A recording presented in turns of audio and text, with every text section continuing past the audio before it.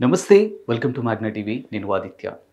సుజిత్ దర్శకత్వంలో power star Pawan Kalyan, Priyanka Arul Mohan ప్రధాన పాత్రలో నటిస్తున్నటువంటి ఓజీ సినిమా ఈ నెల సెప్టెంబర్ 25న మన ముందుకు రాబోతున్న విషయం అందరికీ తెలిసిందే. మరి ఇప్పటికే ఈ సినిమాకి సంబంధించినటువంటి టీజర్ కానీ, ట్రైలర్ కానీ, ఆ మూవీ నుంచి వచ్చినటువంటి సాంగ్స్ కానీ ఎంత పెద్ద హిట్ అయ్యాయో కూడా అందరం చూస్తూనే ఉన్నాం. ఇక తాజాగా ఇదే సినిమాకి సంబంధించినటువంటి ఒక అంశం ఇప్పుడు ఆంధ్రప్రదేశ్ రాజకీయాల్లో హాట్ టాపిక్గా మారింది. ముఖ్యంగా ఓజీ సినిమాకి అక్కడ టిక్కెట్ల ధర పెంపు విషయంలో అక్కడ ప్రభుత్వం గ్రీన్ సిగ్నల్ ఇచ్చింది. ఏదైతే బెనిఫిట్ షోస్ ఉన్నాయో దానికి దాదాపుగా ఏకంగా ₹1000 వరకు, అలాగే సింగిల్ స్క్రీన్కి ₹120, అలాగే మల్టీప్లెక్స్లకి ₹150 వరకు పెంచుకునే అవకాశం ఇవ్వడం జరిగింది. ఇది కూడా దాదాపుగా సినిమా రిలీజ్ అయిన దగ్గర నుంచి అప్ టు 10th డే వరకు, అంటే నెక్స్ట్ మంత్ 5th వరకు కూడా ఉండే అవకాశం ఉన్నట్టుగా తెలుస్తుంది. సో ఈ అంశం పైన ఇప్పుడు అక్కడ ఉన్నటువంటి వైసీపీ నేతలంతా కూడా చాలా ఫైర్ అవుతూ ఉన్నారు. అంటే AP deputy CM Pawan Kalyan అవ్వటం, ఆయన సినిమా రిలీజ్ అవ్వటంతో ఇక్కడి ప్రభుత్వం ఆయన సినిమాను ఇలా కూడా ప్రమోట్ చేస్తుందా అనే అంశాలు కూడా ఇక్కడ వినిపిస్తూనే ఉన్నాయి.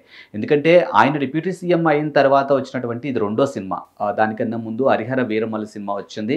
సో జనాల్లో అంత పెద్ద సక్సెస్ టాక్ అనేది కూడా పెద్దగా వినిపించలేదు. ఒక రకమైనటువంటి మిక్స్డ్ టాక్ నడిచింది. సో ఆయన డిప్యూటీ సీఎం అయిన తర్వాత వచ్చినటువంటి ఫస్ట్ మూవీతో భారీ ఎక్స్పెక్టేషన్స్ ఉన్నటువంటి ఆయన ఫ్యాన్స్కు ఎందుకు కొంచెం నిరాశ ఎదురైంది. సో అది మరి జ్యోతి కృష్ణ హ్యాండిల్ చేసినటువంటి విధానమా, లేకపోతే అతనికన్నా ముందు ఆ సినిమాని క్రిష్ కూడా దర్శకత్వం వహించారు కాబట్టి మరి అతను వహించినటువంటి ఆ ఇంపాక్ట్ ఏమి అనేది పక్కన పెట్టేస్తే ఓవరాల్గా మాత్రానికి హరిహర వీరమల్లు సినిమా మాత్రానికి ఒక రకమైనటువంటి మిక్స్డ్ టాక్ నడిచింది. సో ఆ తర్వాత ఆయన ఫ్యాన్స్ అంతా కూడా ఈగర్లీ వెయిట్ చేస్తున్నటువంటి మూవీ ఓజీ.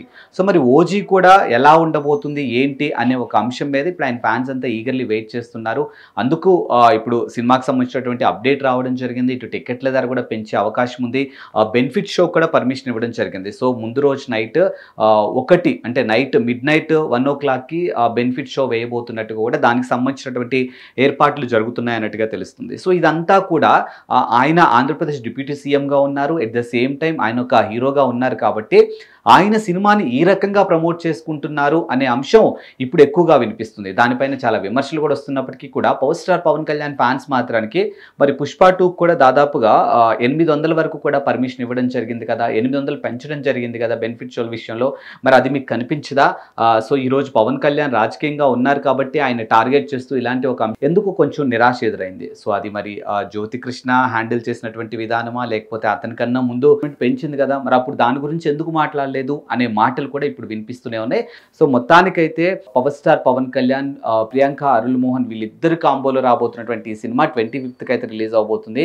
సో అందరూ కూడా ఈగర్లీ వెయిటింగ్. ఎందుకంటే హరిహర వీరమల్లు కాస్త నిరాశ ఎదురైంది కాబట్టి దీని మీద భారీ ఎక్స్పెక్టేషన్స్తో ఉన్నారు. ఇప్పటికే ఈ సినిమా నుంచి వచ్చినటువంటి సాంగ్స్ కూడా ఎంత పెద్ద హిట్ అయ్యో మనందరికీ తెలుసు కాబట్టి చూద్దాం మరి ఇప్పుడు ఇది రాజకీయంగా మలుపు తిరిగిందా, లేకపోతే ఈ అంశానికి ఇక్కడ చెక్ పడే అవకాశం ఉందా, దీని మీద ఇప్పుడు ఆంధ్రప్రదేశ్ సర్కార్ అంటే ఆంధ్రప్రదేశ్ గవర్నమెంట్ ఏమన్నా రియాక్ట్ అవుతుందా? ఇప్పుడు ఏదైతే సోషల్ మీడియాలో వస్తున్నటువంటి కామెంట్స్ ఉన్నాయో ఈ అటన్నిటికీ కూడా, ఎందుకంటే గతంలో హరిహర వీరమల్లు టైంలో కూడా అందులో నటించినటువంటి నిధి అగర్వాల్ ఆంధ్రప్రదేశ్ ప్రభుత్వానికి సంబంధించినటువంటి ఒక వెహికల్ నుంచి దిగటం అనేది ఎంత పెద్ద వైరల్ అయిందో మనం చూసాం. ఒక రకమైనటువంటి దుమారాన్ని రేపింది. అంటే వీళ్ళ సినిమా ప్రమోషన్స్ కోసం గవర్నమెంట్కి సంబంధించినటువంటి వెహికల్స్ వాడుకుంటున్నారు అనే అంశం రావడం జరిగింది.